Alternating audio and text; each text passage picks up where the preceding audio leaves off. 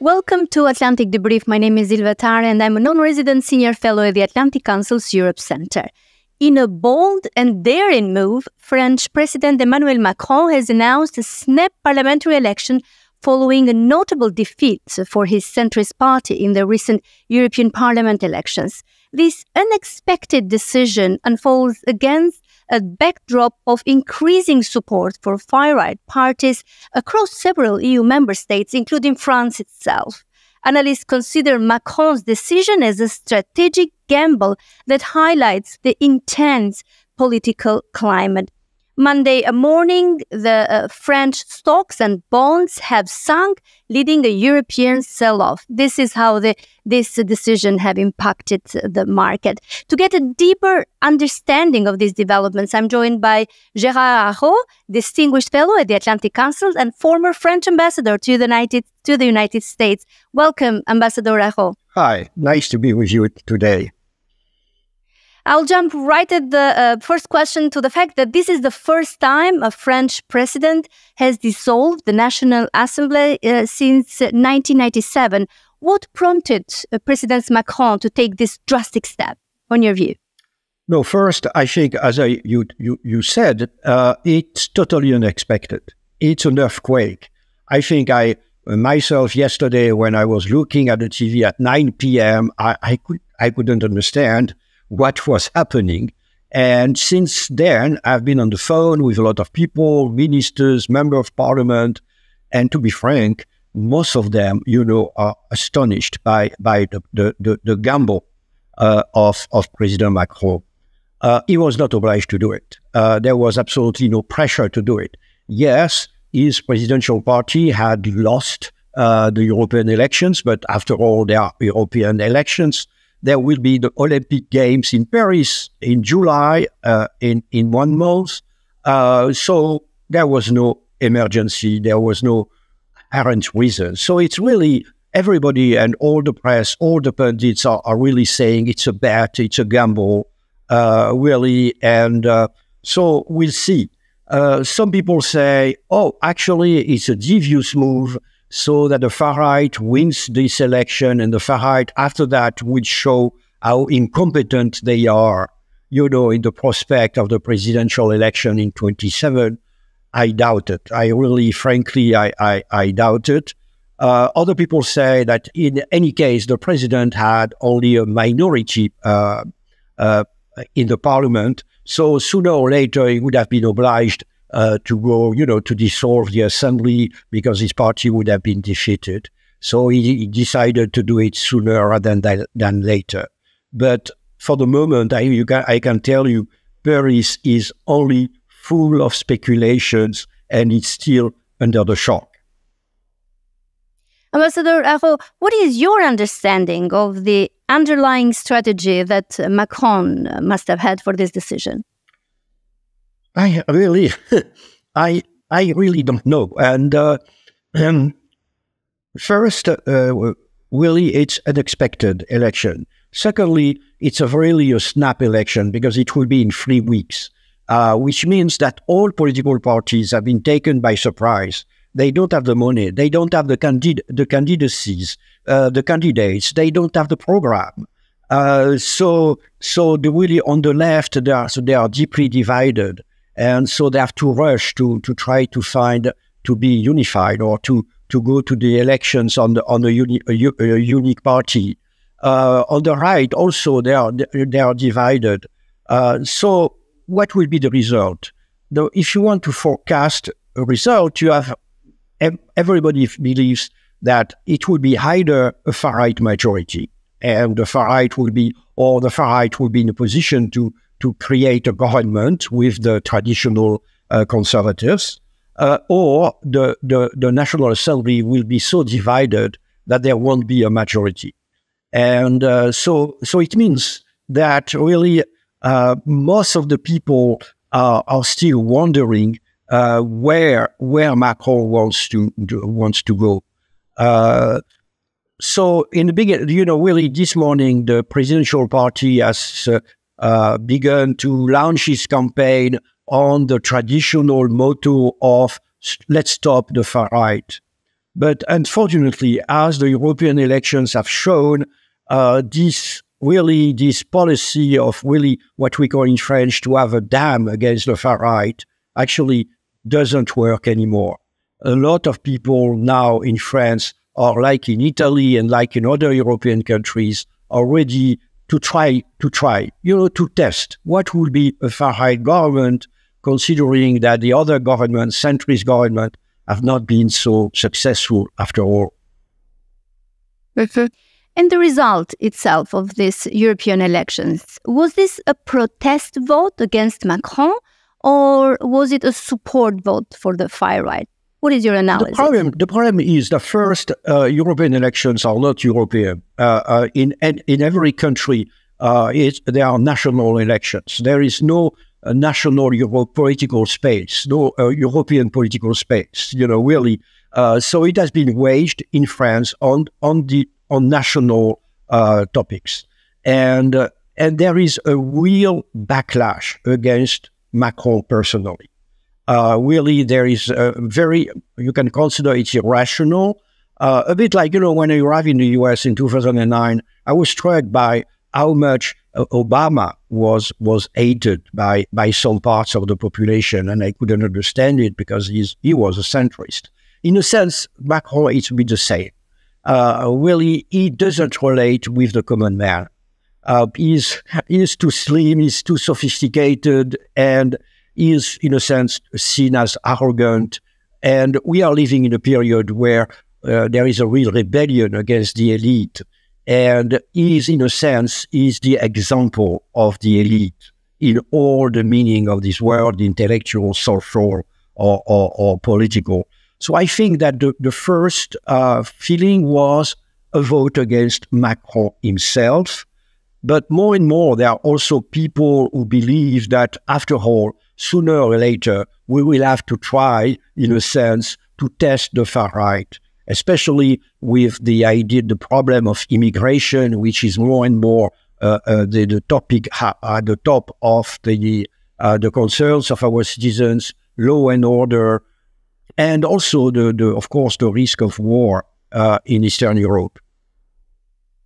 So apart from being part of this elite that French seem to be against, to have this sentiment against, what else? What were the issues that penalized Macron's in these elections, that negatively impacted his results, his performance?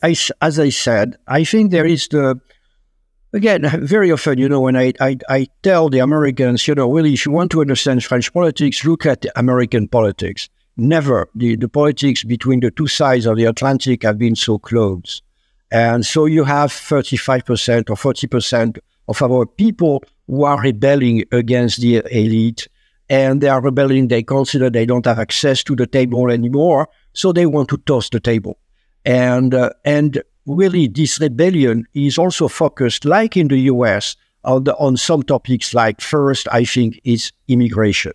The topic of immigration has become a very hot one, especially because most of the immigrants are Muslims. So there is a strong anti-Islam feeling. And, on the TV every day, you have example of crimes or attacks. And really, so there is really, as I've said, immigration, law and order. And also the fact is that, like in the US, the last 2 or 3 years, the people have suffered from a high inflation. And even if the macroeconomics are not that bad, actually the common man, the man in the streets, really doesn't feel so well.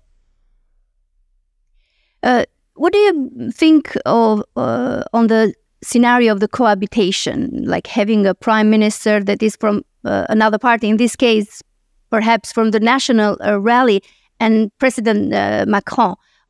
Is that possible? Is that a likely scenario? Well, yes, it's quite possible, really, again, because as I've said, even if the National Rally, the far-right party, doesn't have the majority by itself, actually, it could really form a government with the traditional conservatives. I'm nearly sure. And I was discussing that really just before video just before with a member of parliament, really the traditional conservative would accept to govern with the far right. So it's quite possible to have a Macron president and to have a right-wing, a very right-wing government. And which means that there will be a sort of cohabitation, but actually in reality, it's a confrontation. Confrontation, you don't show it to the people because the citizens don't like it. Actually, the cohabitation is very often popular with the voters, but they have the impression that you bring the best of the two sides together. So it's a hidden confrontation. We have already really went through 2 or 3 of them, but at the end of the day, one side should win.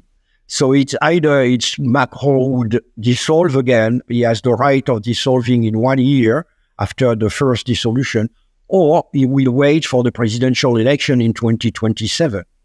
How has the 28 years old Jordan Bardella, the popular young president of the National Rally since 2022, influenced the political landscape in France? Well, first, we have a lot of young politicians because the prime minister also is in his mid-30s, and Jordan Bardella is in his, I think, late 20s or early 30s. He's a totally empty guy. Really, what is really striking is that he has been a member of the European Parliament, actually, and he was running this time as the head of the list of the far right, and he has shown on the TV shows during the electoral campaign that he didn't know anything about the European Parliament. It was nearly a joke. Everybody was joking about it. Really, there was debates between different candidates, and really they were obliged to correct him because he was saying things which didn't make any sense. But obviously, the people don't care. The people, again, it was not an election about... his list got 40% of the support in the European election. Yeah, he didn't care. People didn't care. Frankly, people didn't vote, as I was saying, for European issues. He's young. Actually, yes, his parents were immigrants. So he's really bragging, or he's really saying that he comes from a underprivileged background. And again, it works. And according to what they say, if they win the election, he will be the candidate of his party to be prime minister. Yes, so we're going to have that cohabitation scenario that the voters seems to prefer, but then when it comes to real governing, it's going to be a challenge. Yes, sure. Do you think Macron can deal with that, with the Bardella prime minister? Well, he won't have the choice if he loses the elections. And frankly, considering how short is the electoral campaign, we'll vote in 3 weeks. Really, I don't see why the French voters will change their mind in 3 weeks. And so, especially because on the presidential party side, it's the president's party is in a total disarray. Because obviously they were against the decision of going to snap elections, and they have expressed it. They have said it. Even the prime minister, the president of the National Assembly have really publicly said that they disapprove this measure. So you have this total disarray. So, really, again, nobody can predict what is going to happen in three weeks. But I would be surprised if the president's party was going to win the election. Well, as you said, you were with representatives from the government 2 nights before the elections, in the European elections, with President Biden visiting France too, and Normandy. And you didn't see much expectation for elections there. Oh no! Is there a chance that Macron's party was prepared for this scenario, and they may be the only party prepared to go to the elections in 20 days? No, they were not prepared. Frankly, everybody, frankly, the result of the election everybody knew it would be more or less this result. The polls had been very, very consistent, and actually the result is what the polls had forecast. It was not a surprise, but really, again, there are articles in the press, and the articles are saying that the dissolution has been decided between 4 people around the president, and that when he had the government, when he informed the government really officially yesterday, a few hours or 3 hours before making his public announcement, apparently everybody was devastated and tried to change his mind. No, nobody was ready. It was a total surprise. Ambassador, how might these political changes or whatever will happen in France after the elections affect France's support for Ukraine and in general France's foreign policy? I think you're raising the main question in terms of foreign policy, and because in France, like in most of European countries, and in a sense even like the US, you have on the far right and on the far left, you have parties which are, in a sense, which were pro-Russian, or basically pro-Russian. Why? Out of anti-Americanism, and also by the fact that Putin has succeeded to present himself as the defender of the traditional values.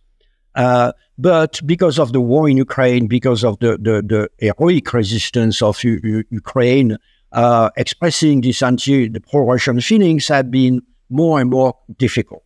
So these parties have been really a bit discreet on this issue. But recently, they are back. Why? Because, as you know, Macron has been very forceful in supporting Ukraine, really saying that maybe we would be obliged to send troops on the ground, and saying that we are going to send military trainers with other European countries. And when President Zelensky was in Normandy, saying that we will send planes, Mirage 2000. So it has given a new reason for these traditional pro-Russian parties to say, no, it's not because we are pro-Russian, but we are against the war. And so they are waging a campaign on both sides, far right and far left, saying, that Macron was dragging France into a war with a nuclear superpower. And I suspect that really, if the far right was going to, in a sense, to win, the president, to implement its policy, needs money. And the parliament is holding the string of the purse. So it means that it could have consequences on the support that France is giving to Ukraine. They wouldn't say, oh, we dump Ukraine. They would say, oh, we want negotiation, we want peace, and it's too dangerous, and Ukraine is not our concern. Russia is not threatening France. We have been hearing that more and more. So I think if there is an issue on foreign policy where there would be a consequence, the first one will be Ukraine, unfortunately. So it will be quite challenging. Yes. Although the foreign policy is primarily a presidential prerogative, but as you said, he will need money and they will need to be voted by the majority in parliament. Ambassador Araud, zooming out to the European Union level, what do these political elections in France mean for Macron's support of European Commission President Ursula von der Leyen? That's also another question. Really, we are totally entering new territory. Really, because the European Council, which is supposed to select the president of the Commission, who is on June the 28th. And our first round of election is June the 30th. Yeah. And it happens also that really, Madame von der Leyen has been appointed the candidate of the right, the conservatives, by a very slim majority among the European People's Party, the coalition of the European conservative parties. There are a lot of people who are criticizing her, and especially among the French conservatives. The French conservative, in majority, large majority, has voted against Mrs. von der Leyen.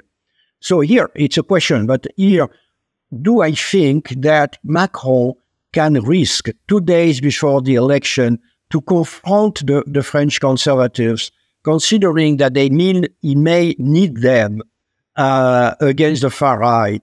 Because really, the French conservative will be between him and the far right, will be, in a sense, have really the power of choosing and maybe to shift the balance between both sides. So I wouldn't be surprised, but again, that's pure speculation. As I told you, Paris is speculating all over the place today. I suspect that maybe Macron will ask to postpone the choice of the president. And on the top of that, don't want to be long, but on top of that, really, we have heard rumors that he was supporting Mario Draghi, you know, the former Italian prime minister and chair of the European Central Bank. So really, I don't know. Again, now he's dramatically weakened, so I don't think that he may impose or push forward a candidacy. But really, I think he may postpone the choice after the French election. Ambassador Araud, thank you very much. We shall talk again after July 7th to understand more what happened in France. Thank you for talking to Atlantic Debrief. It's a pleasure. Thank you very much.